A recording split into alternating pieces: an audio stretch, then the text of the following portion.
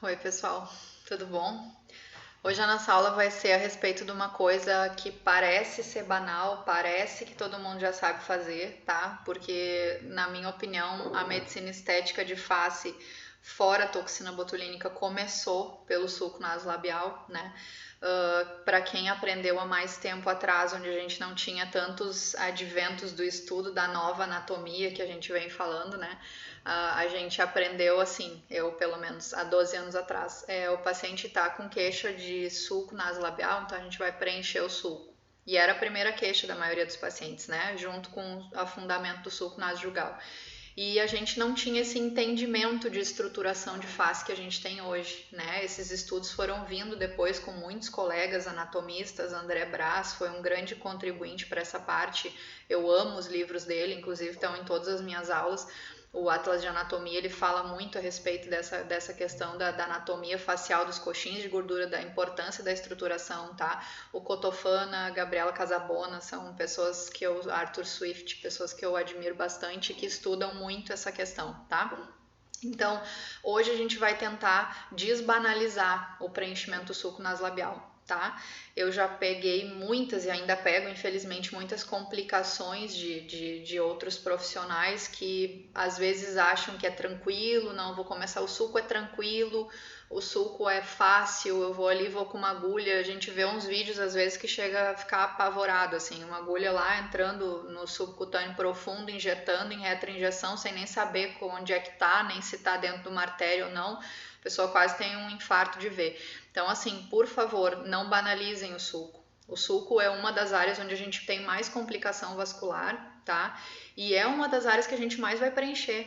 A gente precisa entender o que está acontecendo na face do paciente, porque essa é, na maioria das vezes, a primeira queixa, é o que traz o paciente para o teu consultório, porque ele enxerga o sulco, mas ele não enxerga o que aconteceu para formar esse sulco. E é vocês que têm que enxergar isso e mostrar para ele, saber o que fazer, e saber onde preencher, e saber se tem que preencher ou se tem que tracionar, e saber se tem que indicar uma cirurgia ou se o caso dele é só para preenchimento mesmo, tá? Então vamos lá. É uma aula um pouco comprida, um pouco extensa, mas é necessário, tá? Então a gente vai começar pela anatomia de fora para dentro, tá?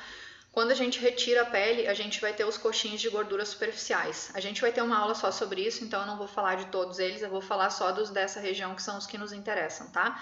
Então aqui no número 3 a gente vai ter o coxim de gordura superficial nasolabial, tá? Aqui nesse nosso número 4 a gente vai ter o coxim de gordura superficial malar medial.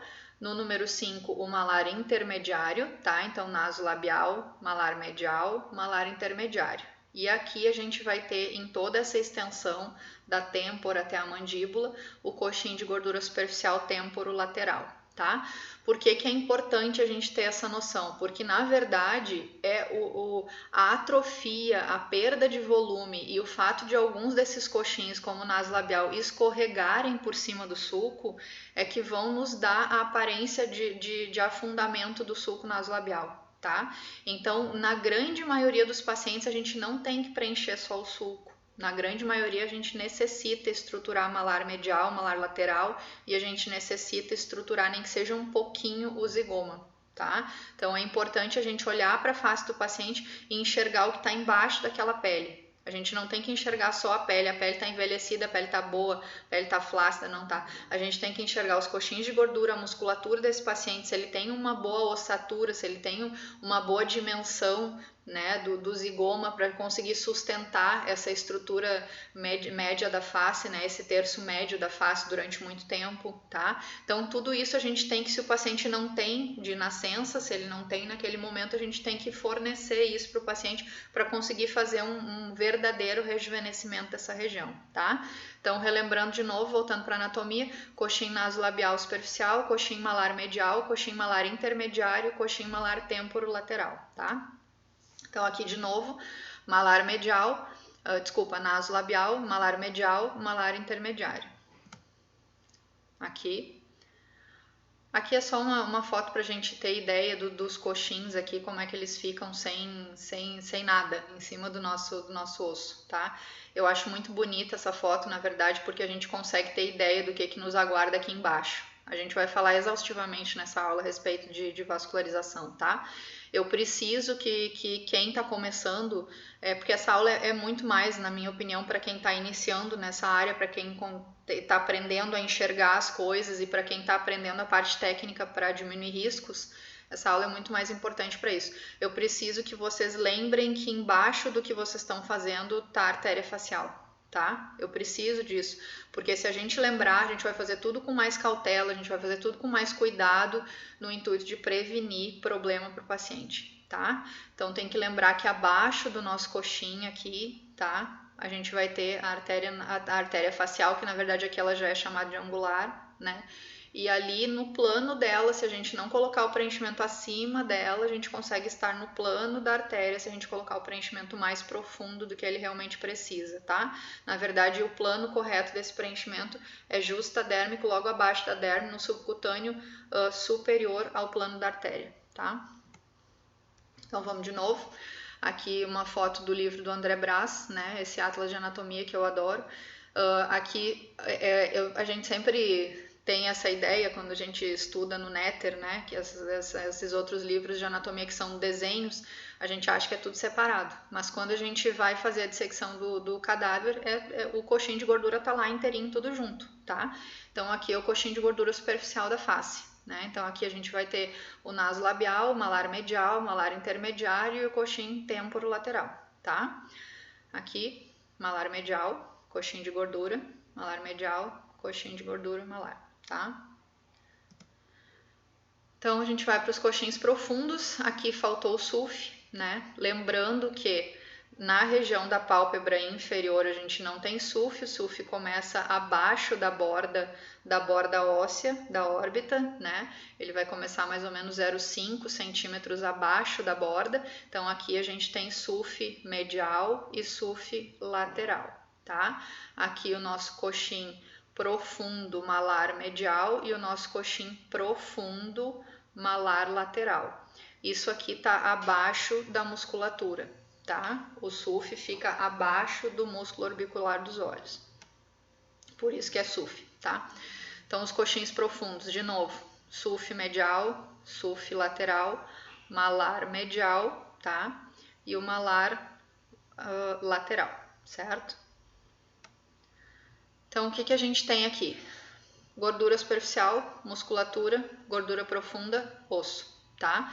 Aqui a gente tem a nossa gordura superficial, que, de novo, repito, quando a gente olha na dissecção, é isso aqui, ó, que a gente vê. A gente não vê os coxins separados, tá? Então, coxinho superficial naso-labial, coxinho superficial malar medial, malar intermediário, temporo-lateral, tá? Aí a gente retira o coxinho de gordura superficial, a gente vai ter a musculatura.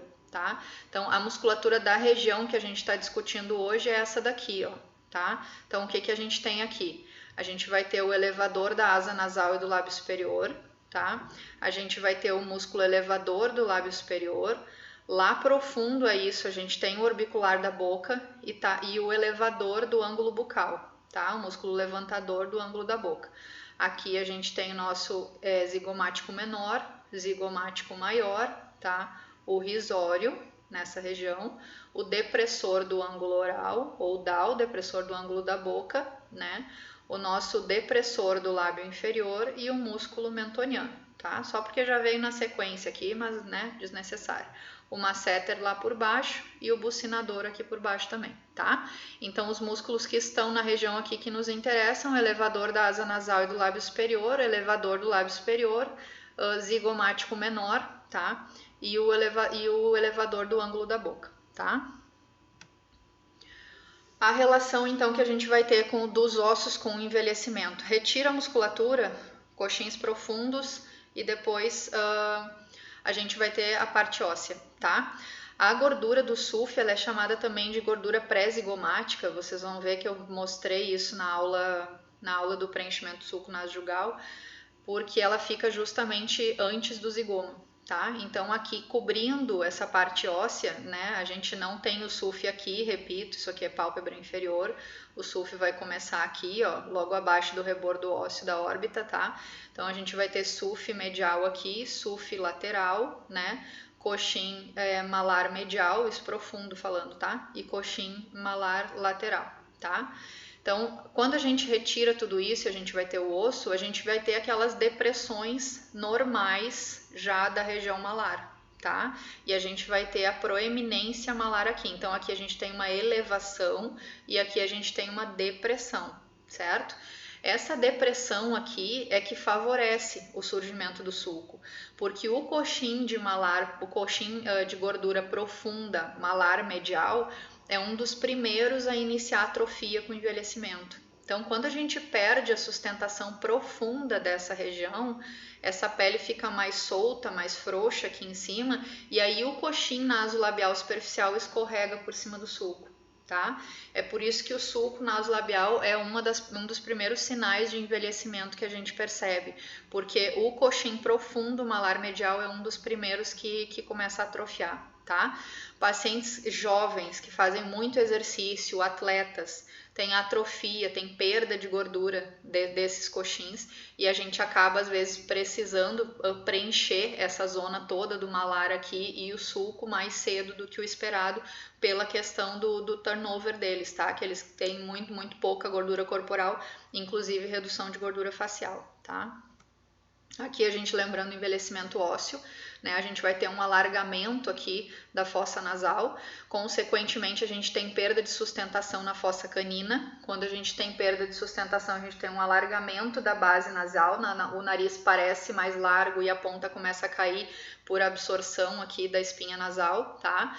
E a gente também vai ter um afundamento da fossa canina, consequentemente uma piora do sulco. Tá? A outra coisa que acontece aqui é que ele é absorvido na região medial aqui, o envelhecimento dele é para dentro, né? A gente tem um afundamento maior aqui no malar medial e a gente tem um aumento da órbita tanto para superomedial quanto para lateral, tá? Então essa região superior aqui aumenta e a região lateral da órbita inferior também aumenta. Tá? Então, isso vai fazer um alargamento da órbita, uma perda de sustentação óssea, fazendo com que tudo isso aqui, os ligamentos, os músculos e os coxins de gordura que estão sustentados por esse osso, escorreguem e façam a face ganhar aquele aspecto de envelhecimento que a gente já conhece, que é aquele derretimento facial. Tá? A parte da mandíbula, a gente tem um envelhecimento retrógrado, infelizmente, né? Ela começa a entrar, né? A gente tem uma absorção de alvéolos também, perda dentária, dependendo dos pacientes, e por causa disso, como a gente tem perda aqui, ó, uma absorção óssea justamente na região do jaw, tá? Onde a gente já tem o coxim de gordura, aí a gente tem perda de sustentação óssea com o escorregamento desse coxim de gordura e uma piora do jaw e um derretimento da face, tá? Então, as relações entre outras áreas a gente já meio que falou ao mesmo tempo aqui, né? A gente tem o SUF aqui, SUF medial, né? SUF lateral, a musculatura dessa região aqui que a gente já falou. Abaixo do SUF a gente vai ter o osso, né? E depois que a gente retira toda a musculatura aqui, ó, a gente vai chegar na arcada dentária do paciente, tá? Músculo bucinador, essa aqui vai ser a nossa área de tratamento. É aqui que a gente vai colocar nosso preenchimento, só que lá em cima, logo abaixo da pele. Então, vamos para a vascularização, que na minha opinião é a parte mais importante, tá? A parte do envelhecimento é importante vocês entenderem para saber o que oferecer para o paciente, tá? Mas isso vocês estão enxergando. A parte da vascularização vocês têm que ter na cabeça o tempo todo para todos os preenchedores que vocês forem utilizar, principalmente em zona medial de face, que são as zonas de maior risco, tá? Então, e têmpora, né? Então, a gente precisa ter isso aqui na ponta da língua, certo? Então, lembrando aqui, a facial vai sair da incisura mandibular, né? Vai se anteriorizar na face. Aqui abaixo ela vai dar a submentual, né, a submentoniana, a artéria, que geralmente vai se anteriorizar aqui no mento já. Às vezes ela vem aqui na borda da mandíbula, né, já vem pela frente, mas na maioria das vezes ela corre por baixo e anterioriza aqui, tá? Aqui a gente tem a artéria mentual.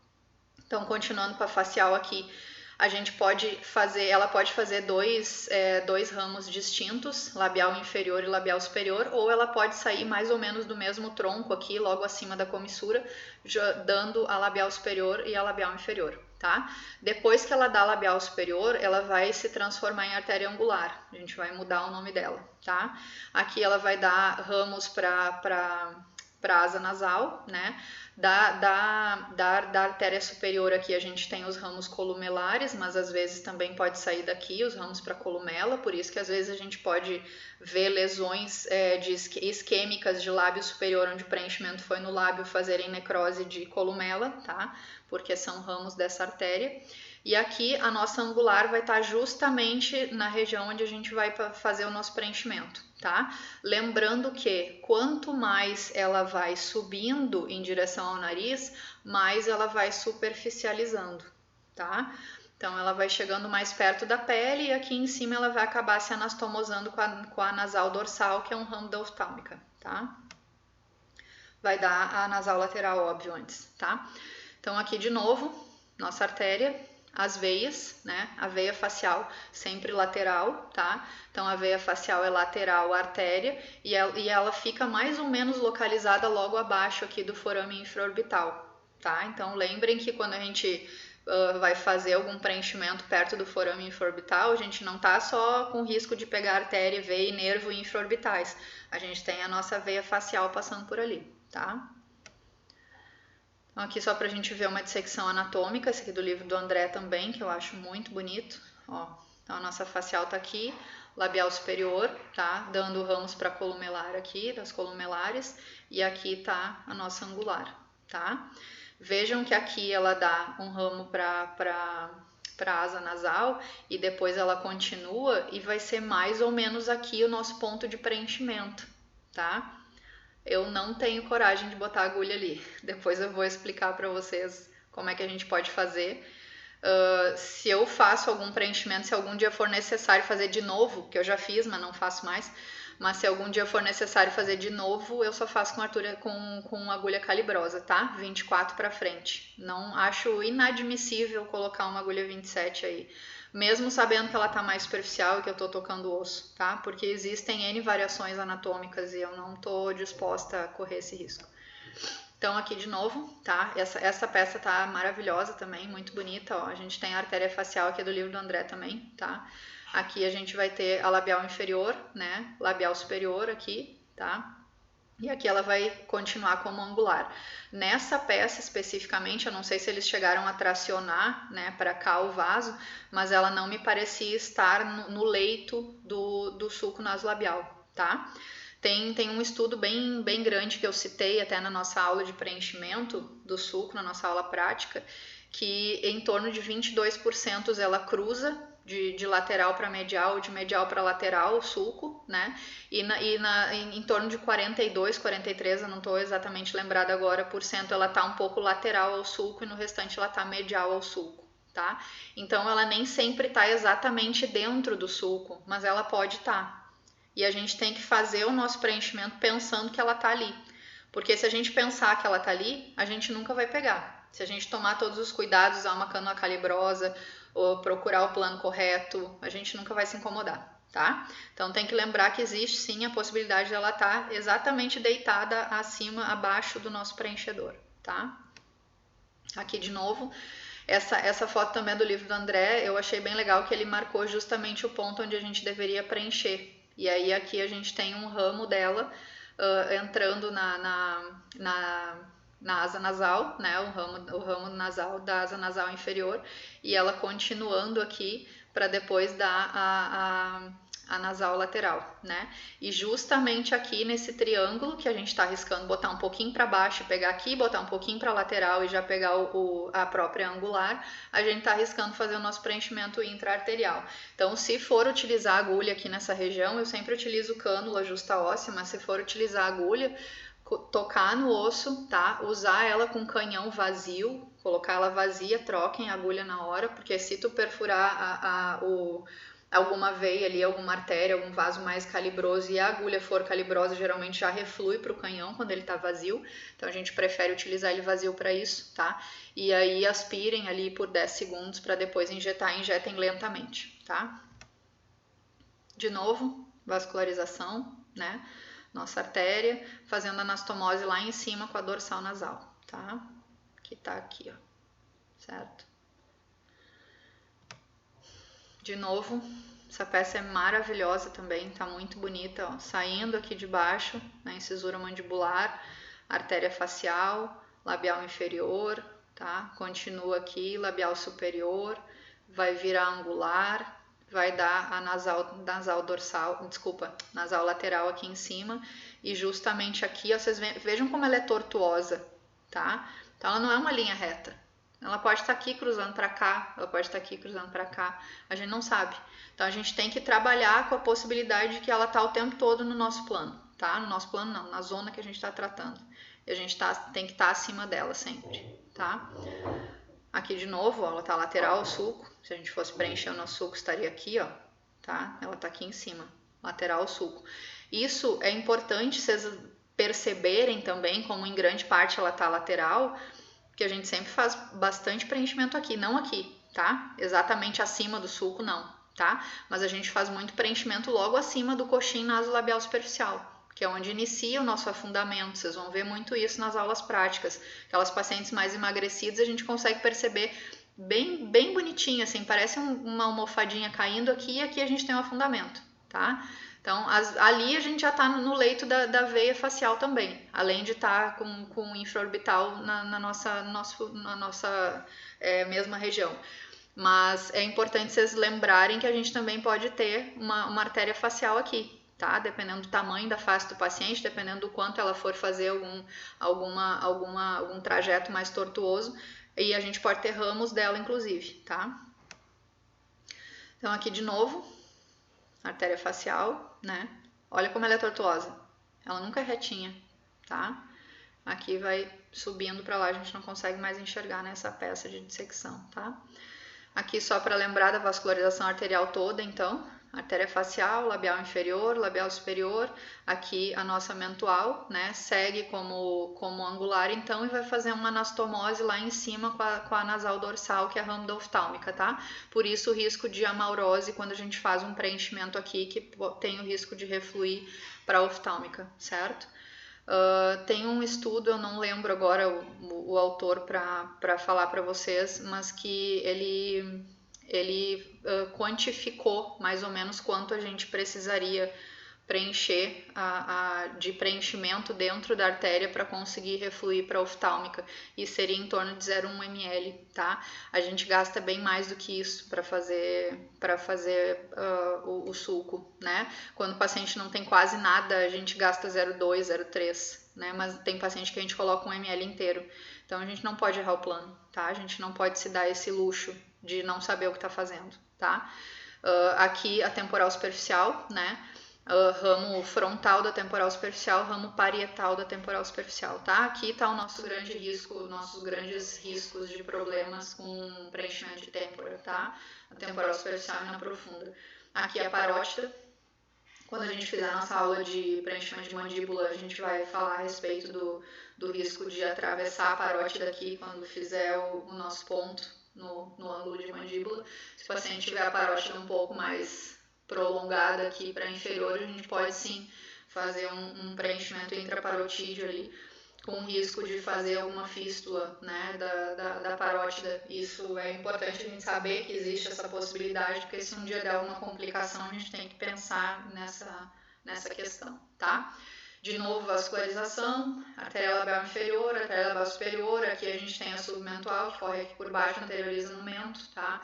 Artéria angular, fazendo anastomose com a artéria infraorbital, existe anastomose aqui, tá? E essa os ramos da artéria angular e os ramos da artéria infraorbital é que vão irrigar o nosso sulco nasojugal, tá? Então, o sulco nasojugal, ele é vascularizado pelos ramos da artéria infraorbital e os ramos da artéria angular. Aqui a artéria nasal dorsal fazendo anastomose com a angular, tá? O sulco pálpebro malar, ele é irrigado por ramos da temporal, ele é irrigado por ramos da artéria zigomático-orbital, que está aqui, com a artéria transversa da face, que está logo abaixo, e são ramos da temporal superficial, tá? De novo, lembrando que as veias são laterais às artérias, essa parte é exaustiva, mas é importante, tá, pessoal? É a parte mais importante, eu diria. a técnica é fácil de aprender, tá? E aqui tá um pouquinho, exatamente na linha M pupilar, né? Mas a gente sabe que na verdade é no limbo, aqui no limbo medial da pupila, e se a gente traçar uma linha reta, a gente vai chegar no nosso forame infraorbital, tá?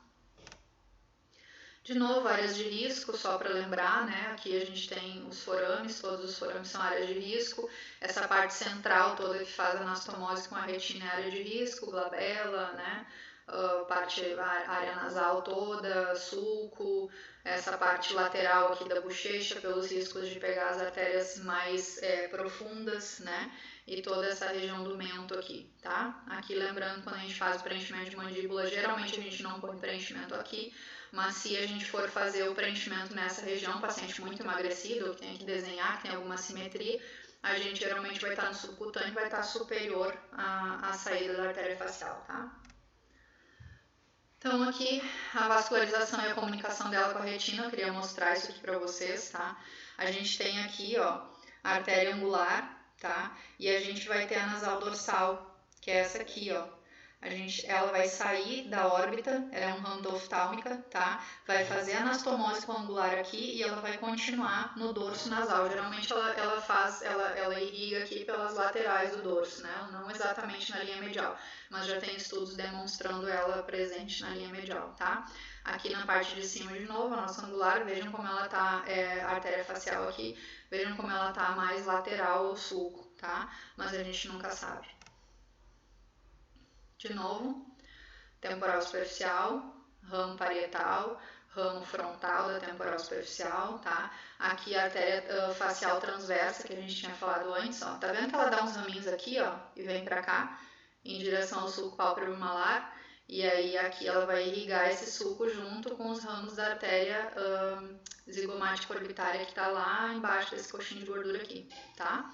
Aí aqui a gente tem a nasal lateral, que é um ramo da angular, tá? Aqui a gente vai ter o forame infraorbital, né? A nossa artéria facial aqui, labial inferior, labial superior, continua como angular. Nosso foco da aula de hoje, preenchimento do sulco, tá aqui a nossa artéria angular, tá? Então vamos lá. Acabou a anatomia, né? Vamos para a parte técnica dos preenchedores. O que a gente pode usar quando a gente faz preenchimento no sulco nasolabial? O PMMA é um dos preenchedores mais utilizados na antiguidade, né? 20, 30 anos atrás, quando a gente começou a fazer isso, né? Ele foi um dos que a gente mais utilizou para fazer isso. Quando eu falo a gente, não sou eu aprendi a fazer e fiz bastante na minha pós-graduação, tá? Depois eu não fiz mais. Não sou contra quem faz, mas não faço eu nos meus pacientes preenchimento definitivo no rosto, por vários motivos. E um deles é que eu não acho que eu possa pegar uma paciente de 20, 30 anos e colocar uma coisa definitiva no rosto dela, porque ela vai continuar envelhecendo, né? E aí ela vai continuar tendo coisas, características do envelhecimento que é peculiar de cada um. Não sei se fumou, se tomou sol, se teve alguma doença, não sei, se faz muito exercício, enfim. E essas características, elas precisam, para ter cada tipo de tratamento para eu oferecer, eu vou ter que adaptar os tratamentos. E se eu tiver um preenchimento definitivo ali, eu não vou conseguir oferecer para ela muitas coisas que eu teria que colocar no mesmo plano do que aquele preenchedor. Então eu tenho duas opções: ou eu não faço mais nada ali, ou eu vou ter que continuar usando PMMA. Vou ter que continuar utilizando o mesmo preenchedor. E aí acontece algumas coisas, como eu já vi algumas pacientes que vão ficando deformadas, né? Porque quando a gente usa uma coisa definitiva, não significa que o paciente vai manter aquele resultado durante 30, 40 anos. Significa que naquele momento ele está muito bem, mas ele vai continuar envelhecendo, tá? Então a gente tem uma duração no curto prazo maior do preenchimento, sim, mas o paciente não está de alta. Ele não precisa nunca mais fazer nada. Então, quando ele for fazer de novo, o fato de ele ter um preenchimento definitivo ali vai me restringir em algumas coisas. Eu já fiz muito preenchimento em volta, paciente que tinha feito PMMA antigamente, fez granuloma, que a gente toca no rosto, fica parecendo pedra, né? Eu já fiz muito preenchimento em volta para disfarçar aquelas depressões, aquelas angulações que esses granulomas fazem. Já fiz muito, a maioria do pessoal não faz, mas eu não tenho coragem de dizer para o paciente, não vou te ajudar. Então, já fiz muito ao redor, tá? A gente consegue disfarçar bem, mas a gente não consegue oferecer toda a gama de procedimentos que a gente tem na mão hoje, porque o PMMA nos restringe, tá? Então, resumindo, não faço, não aconselho, tá? O ácido hialurônico, a gente tem várias opções, vocês sabem que a gente tem desde os mais finos até os com G-Prime maior, que são mais grosseiros, que são para aguentar peso, e a gente vai ter que escolher o ácido que a gente vai utilizar nessa região de acordo com a necessidade do paciente. Eu vou falar só do suco, tá? Não vou falar de estruturação. Se o paciente precisar de estruturação, vocês vão fazer estruturação, mas o foco da aula de hoje é falar exclusivamente do suco, tá? Então, a gente pode utilizar ácidos hialurônicos aqui de acordo com a necessidade do paciente. Na maioria das vezes, se o paciente tem um afundamento, eu utilizo um de médio para alto G', mas na maioria das vezes médio G', tá? Por quê? Porque eu sei que esse preenchimento precisa ser posto justadérmico. Ele tem que ser posto no subcutâneo, mas logo abaixo da derme, por questões de segurança e para eu também conseguir realmente dar uma sustentação. Tá? Se eu coloco ele muito profundo, ele meio que se perde na gordura, ele continua lá dentro, ele não faz um efeito muito grande, eu preciso gastar uma quantidade muito maior de preenchedor. Então, para eu gastar menos preenchimento e ter mais efetividade, ter mais segurança, eu vou fazer ele justadérmico logo abaixo da derme, tá? No subcutâneo superficial. Então, aqui eu vou usar um de médio G', geralmente, médio para alto, depende da marca que a gente for utilizar. Só que a gente tem que olhar para o paciente e ver se o paciente só tem uma perda de volume ali ou se ele tem perda de volume e ruga do sulco. E às vezes o paciente só tem a ruga, ele não tem perda de volume, mas ele tem aquela ruga já marcada, de tanto fazer aquela quebra no mesmo lugar, tanto sorrir, expressão facial, e aí a gente vai precisar preencher só a ruga. Quando a gente precisa fazer sulco e ruga, a gente vai fazer como se fosse um sanduíche, vai botar o preenchedor volumizador mais embaixo, né? Como eu falei, no subcutâneo superficial, e a gente vai fazer o preenchimento mais fininho, mais fluido, com um G' bem menor, menos reticulado, bem na superfície intradérmico daí, pra gente conseguir tirar aquela quebradinha da ruga. Tá? Então a gente pode fazer esse sanduíche. Se a gente quiser, se a gente necessitar desse sanduíche, a gente também pode pôr lá embaixo um Elancê, um Radiesse, né, uma hidroxiapatita de cálcio, e daí na parte de cima fazer a ruga com ácido hialurônico, tá? Então a parte do subcutâneo a gente tem 3 opções: hidroxiapatita de cálcio, policaprolactona, que é o Elancê, e o ácido hialurônico. Tá? E hoje a gente tem uma quarta opção que é o Harmonica, que é a mistura do ácido hialurônico com hidroxiapatita, mas que ainda é a mesma coisa. Estou falando das opções de medicações que a gente tem. Então, hidroxiapatita, ácido hialurônico e o Elancê, tá? Isso para fazer a estruturação. Para fazer a quebra da ruga, só ácido hialurônico, porque intradérmico só ele pode ser utilizado, tá? Então, aqui a gente já falou. Quando eu aprendi a fazer também, faz tanto tempo que a gente ainda botava placa de silicone. Eu aprendi a fazer 2 coisas aqui no sul que eu nunca mais vi ninguém falar. Placa de silicone a gente ainda escuta, em alguns países ainda é utilizado, mas os fios não. E então a gente fazia a placa aqui, a gente abria um pertuitozinho, descolava todo o suco, colocava a placa e fechava o pertuito e pronto, ficava maravilhoso e era definitivo, né? A vantagem da placa é que se em algum momento o paciente fizesse granuloma, fizesse alguma reação de corpo estranho, a gente abria e fechava a placa inteira. Acabou. Não tinha risco de oclusão de vaso, né? Era bem mais tranquilo, mas a gente não utiliza mais, que eu saiba, acho que não tem mais nem autorização para fazer no Brasil, mas eu não sei dizer isso para vocês, caiu por terra, nunca mais ouvi falar nessa técnica. E com relação aos fios, eu aprendi a fazer com fio de nylon, a gente fazia um monte de dobra, ida e vindo, e passava aquele tufo de fio ali, e também fazia um preenchimento mecânico, tá? A gente tem tanta opção de preenchimento hoje que estimula colágeno, sustenta, faz tanta coisa que não sei se ainda tem alguém que faça isso, mas aprendi a fazer, tá? E a gente, infelizmente, ainda tem complicações graves com silicone líquido, né? Com o pessoal que injeta sei lá, na estrada, no meio do beco, não sei onde é. Então vamos lá. Quais são as perguntas que a gente precisa fazer? Tá? O que a gente tem que avaliar quando o paciente vem com a queixa do sulco? O paciente tem a queixa do sulco, mas não significa que vocês têm que se ater à queixa do paciente. Vocês têm que olhar para o paciente e saber interpretar o que está acontecendo, tá? Então, para isso, a gente tem que saber a anatomia. Então, é fundamental saber fazer essa pergunta. O paciente precisa sustentar zigoma e malar ou eu só preciso preencher o sulco? Se ele precisar sustentar o zigoma e malar, peguem um espelho, expliquem a anatomia, mostrem para ele que isso aqui está caindo, que o coxinho superficial nasolabial está caindo por cima do sulco, que se eu não tracionar para cá, se eu não puxar, não vou melhorar o sulco, que isso aqui vai continuar caído, ele vai entender, tá?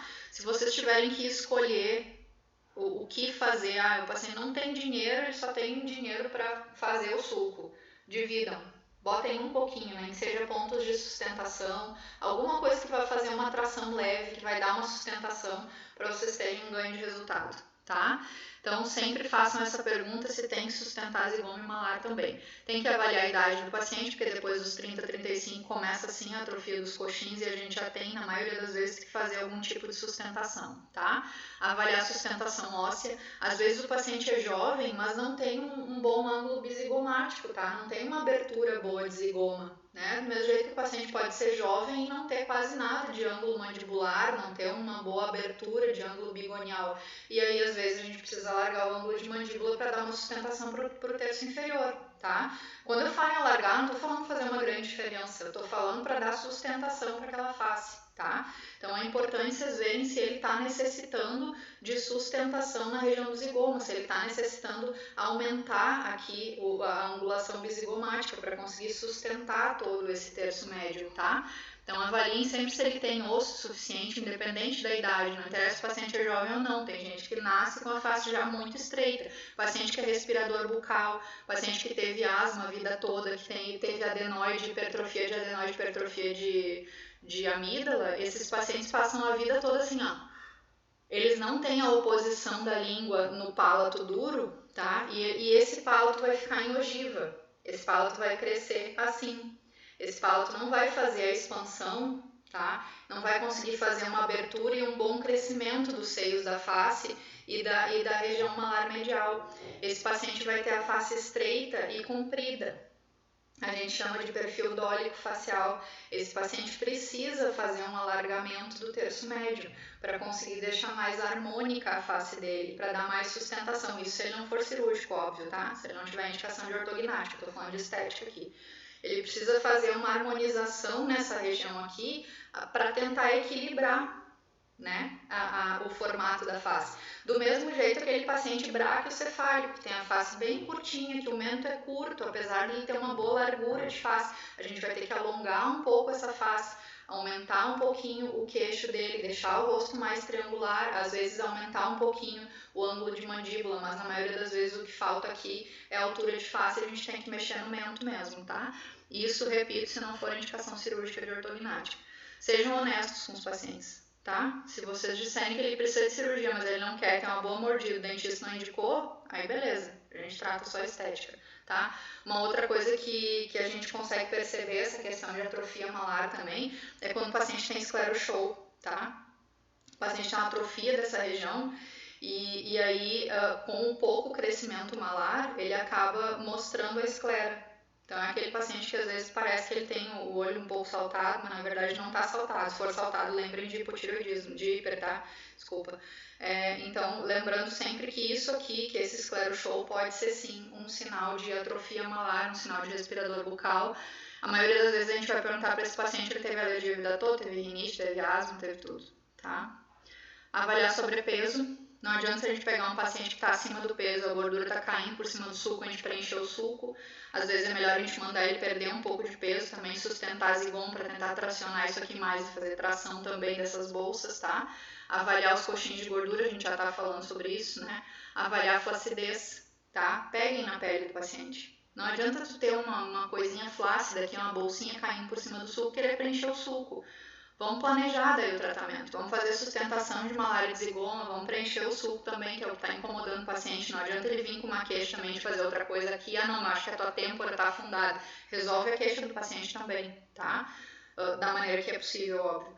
E planeja uma tração se ele tiver flacidez, planeja um bioestímulo, planeja alguma coisa para melhorar a qualidade daquela pele, tá? Porque tem paciente que tem a face bastante emagrecida e o suco está sendo formado pela flacidez. Se a gente não tratar a flacidez, ele não vai ficar satisfeito, ele não vai realmente rejuvenescer, tá? Avaliar a necessidade de cirurgia.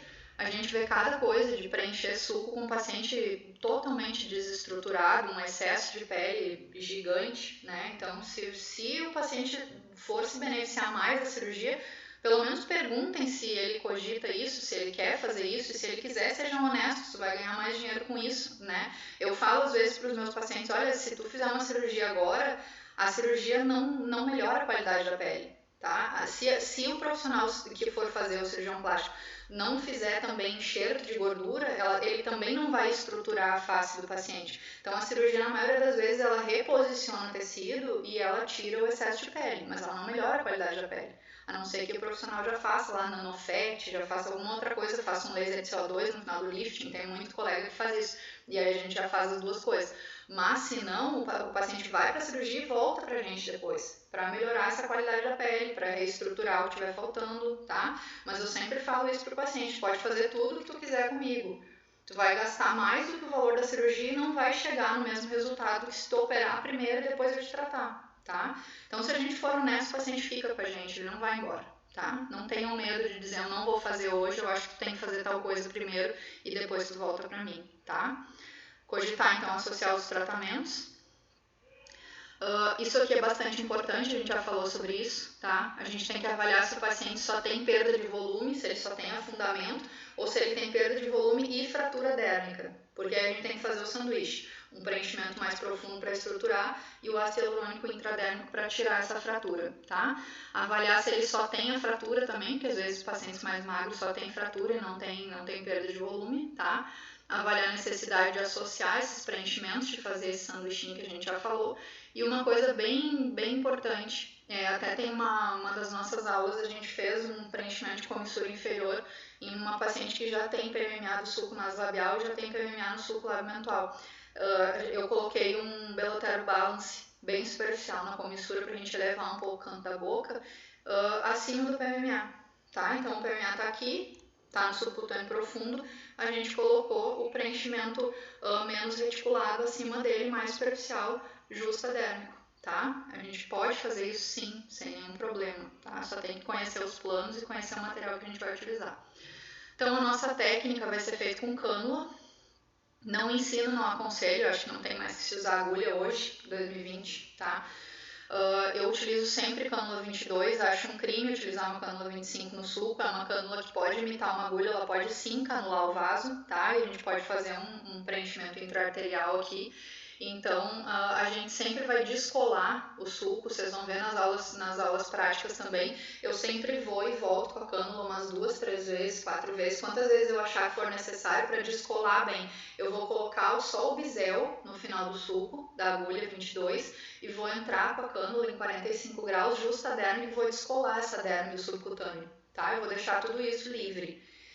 A parte boa disso é que se eu tirar também, tiver um sangramento importante, ou se eu lesionar um vaso importante, a gente já vai fazer um hematoma, um sangramento maior imediatamente. Vocês vão ver que nesse plano não tem vaso importante. Então, quando sangra, sangra um pouquinho, sangra só o pertuito. Se vocês estiverem no plano correto, não vai acontecer um sangramento importante, não vai acontecer um hematoma, tá? Então, a gente vai fazer esse descolamento ali umas 2, 3 vezes, e aí depois a gente vai fazer a injeção.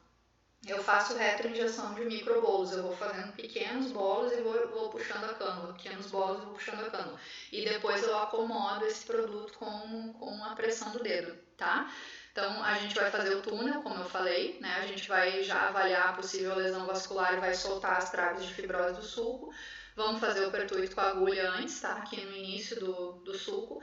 Quando eu vou preencher o sulco e a comissura, eu faço um pertuito só, que depois eu giro com a agulha para cá e já preencho a comissura labial inferior, tá? Então vamos descolar o sulco e depois aplicar o produto em retroinjeção. E a gente pode fazer um pertuito lateral ao sulco, que é esse aqui, ó, e fazer o preenchimento em trave, tá? Como a nossa artéria tá assim, se a gente tiver perpendicular à artéria, a gente tem um risco muito menor, praticamente zero, de lesão com cânula, porque se a cânula tocar, ela vai ou ir por cima ou por baixo, ela não vai perfurar a artéria, tá?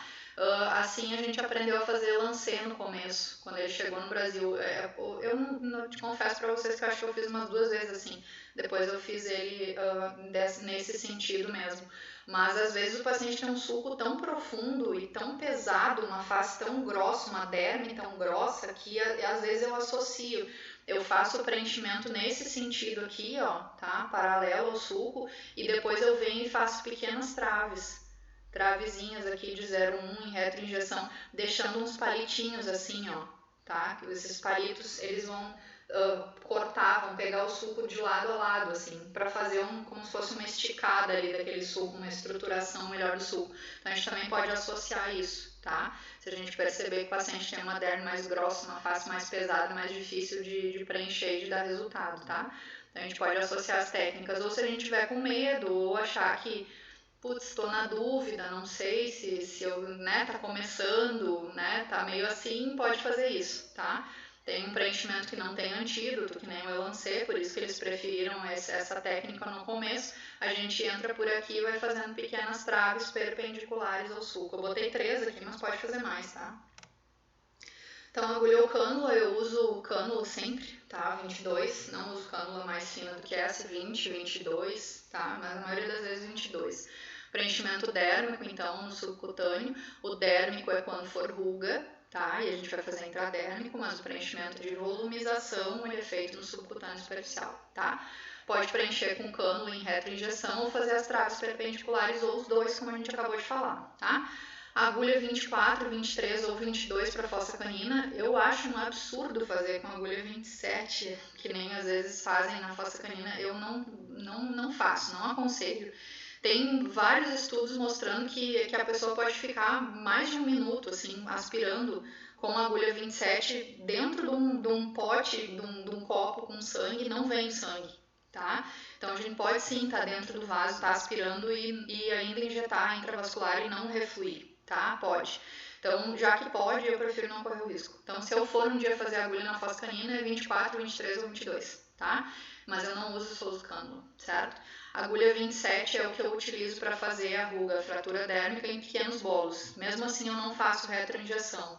Eu faço intradérmico em pequenos bolos, vou fazendo um colarzinho assim que vai preenchendo toda essa região, tá? Lembrar então da fossa canina, se a gente tiver um alargamento da base nasal, um envelhecimento maior ósseo da face, a gente tiver um afundamento aqui, lembrar que é importante esse ponto para a estruturação da face como um todo, para a elevação da asa nasal também, para a estruturação desse terço aqui dessa região nasal, tá? E para o rejuvenescimento do paciente. Se a gente der uma sustentação aqui, a gente consegue melhorar a terço médio, consegue melhorar a estruturação do sulco, tá? E mantém o estado do sulco por mais tempo também. Então é importante a gente lembrar de preencher a fossa canina. Para quem for preencher com agulha, tá? Sempre canhão vazio, como a gente já tinha falado, aspira por 7 a 10 segundos e vai injetar lentamente, certo? Se for cânula, a gente vai direcionar para o osso, vai raspar o osso, tá? Eu gosto de entrar por lateral, porque aí eu já entro também perpendicular à artéria. Não gosto de entrar aqui, tá? Então a gente entra aqui, raspa o osso, chega no osso, toca o osso e aí a gente injeta lentamente cânula 22, tá? Lembrar que a facial se superficializa aqui nessa região para começar a dar as artérias nasais, tá? Então, mais ou menos na região do sulco, ela vai estar a 0,4 centímetros, 4 milímetros da pele, tá? Então, por isso que o nosso preenchimento tem que ser justadérmico também. As indicações, então, do preenchimento sulco é perda de volume ou ruga na região do sulco, ou os dois, né? As contraindicações, lesões no local, contraindicação de qualquer preenchimento, gestação, contraindicação de qualquer preenchimento, doença do colágeno é uma contraindicação relativa, a gente só não faz quando o paciente está com a doença descompensada, se ele está compensado, está tratado, está tudo certo, não vejo nenhum problema. PMMA definitivo, né? PMMA é sempre definitivo, perdão. PMMA ou outro preenchimento definitivo no mesmo plano, tá? A gente pode sim fazer superior ao plano desse preenchedor, a gente só não pode colocar dentro do preenchedor. Qual é o risco se a gente colocar? Teoricamente, a gente vai romper essa cápsula, né? Que todo preenchimento definitivo, vamos falar só de PMMA, que é o que a gente mais vai pegar, ele vai formar uma cápsula ao redor que vai isolar esse preenchedor.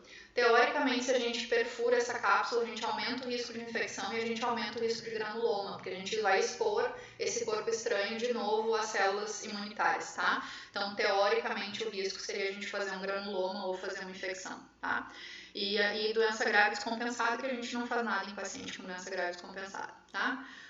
As complicações, né, e o tratamento de cada uma delas, edema persistente. O edema persistente, na maioria das vezes, se deve ou por a gente escolher um preenchimento errado, para o plano errado, onde a gente mais consegue ver isso é no preenchimento de sulco nasojugal, preenchimento de olheira, tá?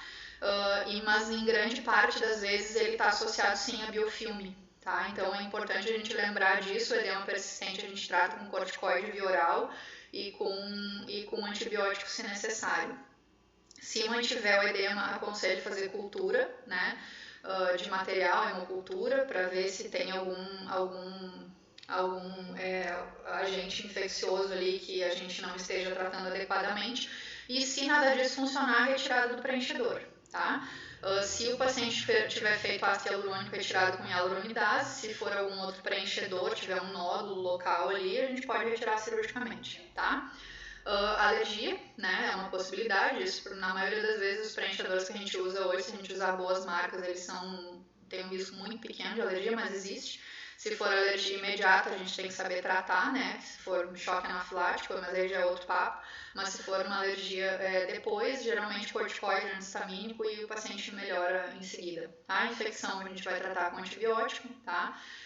As complicações, eu esqueci de colocar aqui, perdão, foi uma falha importante minha, assim. A gente tem duas possibilidades de nódulos, tá? A gente tem os nódulos quentes, que a gente chama, que são os nódulos infecciosos, que deveria estar aqui associada a essa infecção, e a gente vai tratar com antibiótico. Se tiver ácido hialurônico e hialuronidase, quanto mais a gente tirar esse preenchedor, diluir, melhor, né? E se não resolver com os antibióticos e corticoides injetáveis, que também são uma possibilidade de associar ali, ou com ele para tentar diminuir a reação inflamatória local, a gente pode retirar cirurgicamente, tá? E os nódulos frios, na maioria das vezes, eles se dão por erro de técnica mesmo, tá? Um acúmulo de produto local, a gente fazer um bolos ali, numa região que não era para ser bolos, que tinha que ter acomodado melhor. Aí a gente tem duas opções, ou a gente pode fazer pertuitos com agulha mais calibrosa, tentar apertar e retirar esse preenchedor, tá? Se for ácido hialurônico, a gente pode diluir com hialuronidase, e se for um nódulozinho de Radiesse, de Sculptra, né, de algum outro preenchedor, a gente pode injetar soro fisiológico dentro dele e massagear, tá? Se nada disso, resolve cirurgia, tá? É sempre uma possibilidade que a gente tem que lembrar. As complicações mais graves, então, a gente pode ter lesão vascular ou por compressão ou por injeção da medicação dentro do vaso. É por isso que eu hoje só faço nariz com ácido hialurônico, já fiz muito nariz com Radiesse, tá? Não faço mais, porque a gente começa, quanto mais a gente estuda, mais medo a gente tem, um medo bom, né? Aquele medo de não querer oferecer risco para o paciente e não querer trazer problema para a gente também, tá? Então, a gente tem que sempre tentar trabalhar com o máximo de segurança possível. Então, se acontecer lesão vascular com ácido hialurônico, por isso que ele é o mais utilizado, a gente ainda tem um antídoto, a gente tem a hialuronidase, tá? Mas com as outras medicações a gente não tem. Tem estudos demonstrando injeção de soro físio, massagem, mas vocês acham que se a gente injetar 0,2 ml, 0,3 ml, 0,1 ml dentro de uma artéria, dentro da artéria angular, com Radiesse ou com Elancê, e a gente massagear com soro físio vai resolver? Não vai, tá? Então, o que mais resolve é prevenção. É profilaxia de incomodação, profilaxia de problema, profilaxia de trazer mal para o seu paciente. A gente tá aqui para deixar todo mundo mais bonito, mais feliz, ou no mínimo não fazer nada de errado, tá? A gente não tá aqui para prejudicar ninguém. Então, os riscos graves de complicação grave, lesão vascular por compressão ou por injeção intravascular, no caso de ácido hialurônico, a gente trata com hialuronidase, tá? A gente também usa, a gente vai ter uma aula só sobre isso, a gente também pode usar vasodilatadores, né, calor local, tudo com o objetivo de fazer uma vasodilatação e melhorar o fluxo de novo, tá? E a retirada do preenchedor imediata, se não for ácido hialurônico, também pode ser utilizado, pensar em retirada cirúrgica, tá? Abertura e drenagem do vaso, tá? Isso em caso extremo. Necrose, né, se a gente não conseguir reverter essa lesão vascular, e cegueira se houver refluxo para a artéria oftálmica. Lembrar sempre, preenchimento de sulco associado à flacidez ou face mais gordinha, que o paciente já tem uma queda importante, os fios são uma excelente opção para associação de tratamento, tá? Saibam fazer o maior número de fios possíveis, sabe? Aprendam todas as técnicas que vocês puderem, escolham uma que vocês sejam muito bons, foquem naquela dali, e vocês têm que saber fazer fio de tração. tem que saber, tá? E não é só fazer, obviamente, eu sou muito bom em silhuete, então eu vou indicar silhuete para todo mundo. Não, tá? Cada fio tem as suas indicações. Ele não vai pegar um paciente com uma face pesada e indicar silhuete. Não é a indicação desse fio, tá? Do mesmo jeito, eu não vou pegar um paciente jovem com uma ptose leve, tá recém começando a fazer uma flacidez, vou fazer um ancorage no paciente. Não vou fazer, tá? Então, aprendam a fazer fios, dominem várias técnicas, sejam muito bons em uma que outra, que vocês consigam, não, para todos assim eu faço esse, mas estejam abertos a aprender, mas foquem em uma de tração para tal nível de flacidez, outra para tal nível e sejam muito bons naquela. Tá? Não adianta também a gente querer saber fazer todos os fios e ser muito bom em todos, porque a gente não consegue, a gente não tem oportunidade, porque só se a gente fizer só fio o dia todo, aí beleza, porque cada dia tem um diferente, né? Sendo que uns não vale nem a pena a gente experimentar, porque a gente já sabe que não vale a pena, tá? Então vamos lá.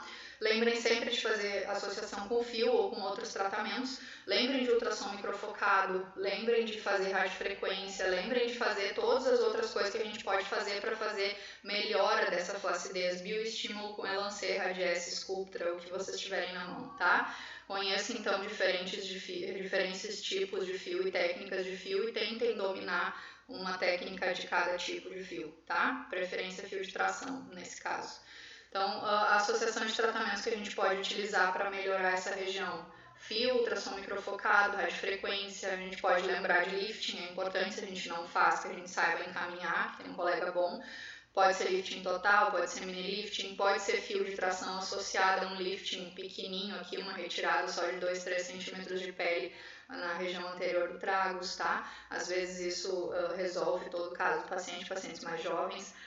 Redução dos coxins de gordura com ultrassom microfocado ou com lipoenzimática, tá? Próteses ósseas ortognáticas, a gente não vai pegar um paciente que tem uma atrofia gigante de mento e dizer para ele, não, vou gastar 6 seringas de preenchimento uma vez por ano no teu mento e tu tem 25 anos, por favor, né? A gente pode até fazer isso se ele quiser, mas a gente tem que dizer para ele, ó, existe a possibilidade de uma prótese definitiva que tu vai colocar aqui, se ele não tiver indicação de fazer ortognática, óbvio, tá? Ou não tiver osso para fazer isso, existe a possibilidade de a gente fazer uma prótese definitiva, imprimir com impressora 3D, aí o material é do especialista, tá? Mas o paciente vai colocar uma vez só, a gente tem que saber indicar isso também. Tá? Existe a possibilidade sim de fazer uma prótese para essa região também. O paciente tiver uma perda óssea importante, tiver uma face muito estreita e ele quiser fazer alguma coisa mais definitiva, existe essa possibilidade, tá? E a gente tem que saber só falar para o paciente, quem vai decidir se vai fazer ou não é ele. Então era isso, pessoal. Me perdoem se a aula ficou muito extensa, muito cansativa, mas eu acho que é uma das aulas mais importantes, assim, de dicas de preenchimento, porque tudo começa no sulco. Tá? Tudo começa por aqui. A queixa da maioria dos pacientes, quando vem para preencher, que eles se tocam que precisam de preenchimento, começa por aqui. E aí a queixa está aqui, mas o problema está aqui na maioria das vezes. Você tem que saber diagnosticar, tá? Muito obrigada.